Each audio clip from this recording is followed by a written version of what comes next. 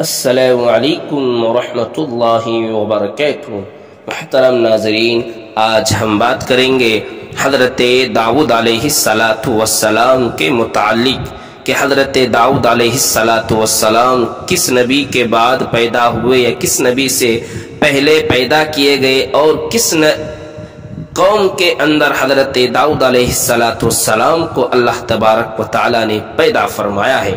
تو اللہ تبارک و تعالی نے حضرت داؤد علیہ السلام کو حضرت عیسیٰ علیہ السلام سے تقریباً 1000 سال پہلے بنی اسرائیل میں پیدا فرمایا۔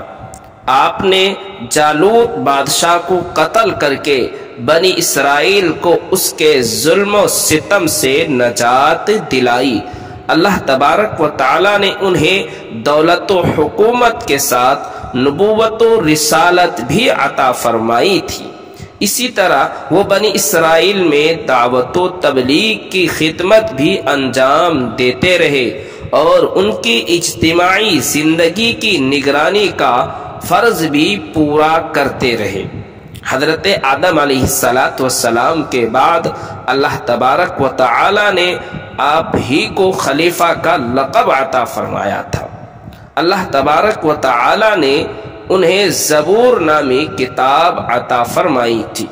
حضرت داؤد علیہ السلام کو زبور نامی کتاب عطا فرمائی تھی جس میں تورات کے مطابق احکام تھے، مگر اس کا اکثر حصہ اللہ تبارک و تعالی کی حمد و ثنا، بشارت و خوشخبری، وعظ و نصیحت، علم و حکمت اور خدا کی تسبیح پر مشتمل تھا۔